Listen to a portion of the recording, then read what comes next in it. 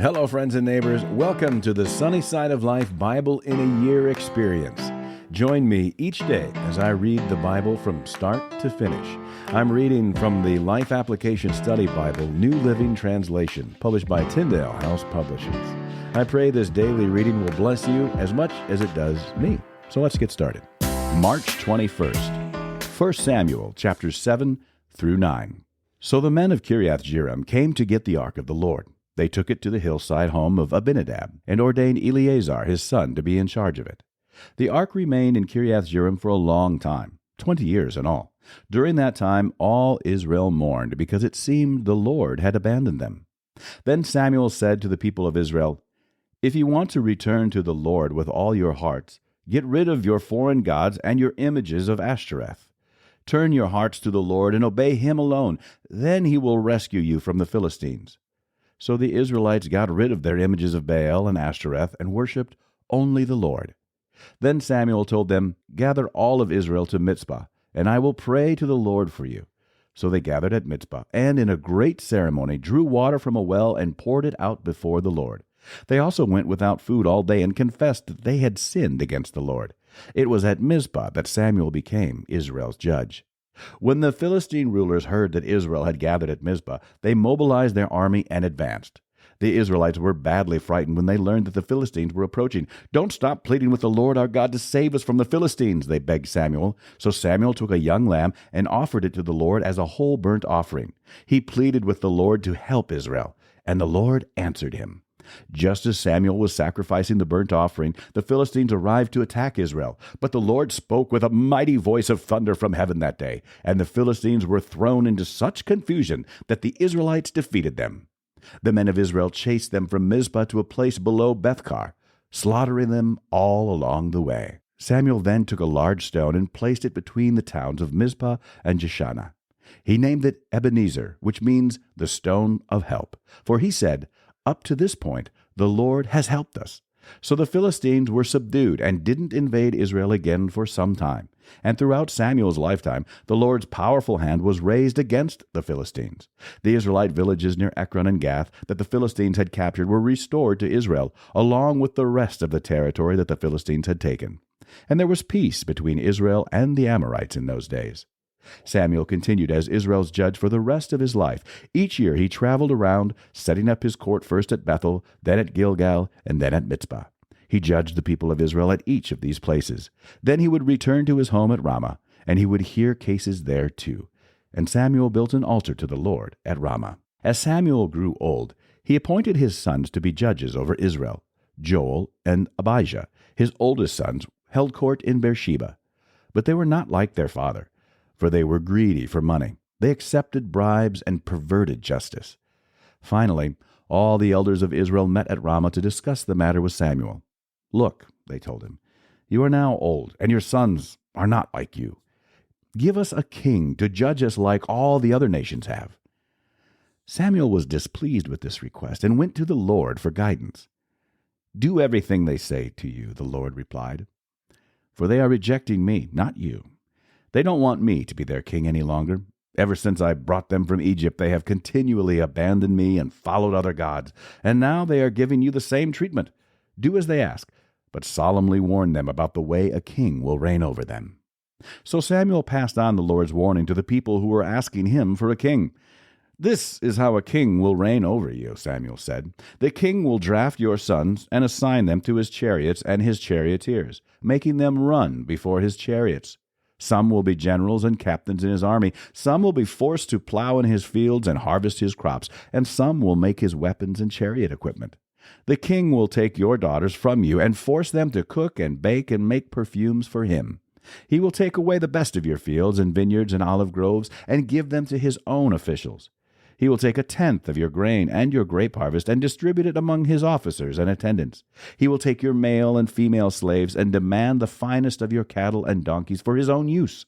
He will demand 1/10 of your flocks, and you will be his slaves. When that day comes, you will beg for a relief from this king you are demanding. But then the Lord will not help you." But the people refused to listen to Samuel's warning. "Even so, we still want a king," they said. "We want to be like the nations around us. Our king will judge us and lead us into battle." So Samuel repeated to the Lord what the people had said, and the Lord replied, "Do as they say, and give them a king." Then Samuel agreed and sent the people home. There was a wealthy, influential man named Kish from the tribe of Benjamin. He was the son of Abiel, son of Zeror, son of Bechorath, son of Aphiah, of the tribe of Benjamin. His son Saul was the most handsome man in Israel, head and shoulders taller than anyone else in the land. One day Kish's donkeys strayed away, and he told Saul, "Take a servant with you and go look for the donkeys." So Saul took one of the servants and traveled through the hill country of Ephraim, the land of Shalisha, the Sha'alim area, and the entire land of Benjamin, but they couldn't find the donkeys anywhere. Finally, they entered the region of Zuph, and Saul said to his servant, "Let's go home. By now my father will be more worried about us than about the donkeys." But the servant said, "I've just thought of something. There is a man of God who lives here in this town. He is held in high honor by all the people because everything he says comes true. Let's go find him. Perhaps he can tell us which way to go." "But we don't have anything to offer him," Saul replied. "Even our food is gone, and we don't have a thing to give him." "Well," the servant said, "I have one small silver piece. We can at least offer it to the man of God and see what happens." In those days, if people wanted a message from God, they would say, "Let's go and ask the seer," for the prophets used to be called seers. "All right," Saul agreed. "Let's try it." So they started into the town where the man of God lived. As they were climbing the hill to the town, they met some young women coming out to draw water. So Saul and his servant asked, "Is the seer here today?" "Yes," they replied. "Stay right on this road. He is at the town gates. He has just arrived to take part in a public sacrifice up at the place of worship. Hurry and catch him before he goes up there to eat. The guests won't begin eating until he arrives to bless the food." So they entered the town, and as they passed through the gates, Samuel was coming out toward them to go up to the place of worship. Now the Lord had told Samuel the previous day, "About this time tomorrow I will send you a man from the land of Benjamin. Anoint him to be the leader of my people Israel. He will rescue them from the Philistines, for I have looked down on my people in mercy and have heard their cry." When Samuel saw Saul, the Lord said, "That's the man I told you about. He will rule my people." Just then Saul approached Samuel at the gateway and asked, "Can you please tell me where the seer's house is?" "I am the seer," Samuel replied. "Go up to the place of worship ahead of me. We will eat there together, and in the morning I'll tell you what you want to know and send you on your way. And don't worry about those donkeys that were lost 3 days ago, for they have been found. And I am here to tell you that you and your family are the focus of all Israel's hopes." Saul replied, "But I'm only from the tribe of Benjamin, the smallest tribe in Israel, and my family is the least important of all the families of that tribe. Why are you talking like this to me?" Then Samuel brought Saul and his servant into the hall and placed them at the head of the table, honoring them above the 30 special guests. Samuel then instructed the cook to bring Saul the finest cut of meat, the piece that had been set aside for the guest of honor. So the cook brought in the meat and placed it before Saul. "Go ahead and eat it," Samuel said. "I was saving it for you even before I invited these others." So Saul ate with Samuel that day. When they came down from the place of worship and returned to town, Samuel took Saul up to the roof of the house and prepared a bed for him there. At daybreak the next morning, Samuel called to Saul, "Get up! It's time you were on your way." So Saul got ready, and he and Samuel left the house together. When they reached the edge of town, Samuel told Saul to send his servant on ahead.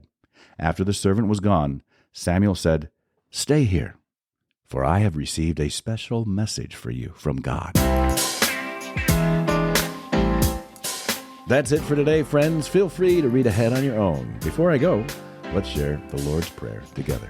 Our Father who art in heaven, hallowed be thy name. Thy kingdom come, thy will be done, on earth as it is in heaven.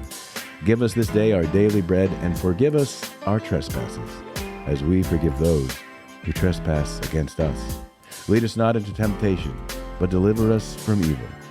For thine is the kingdom, and the power, and the glory forever. Amen.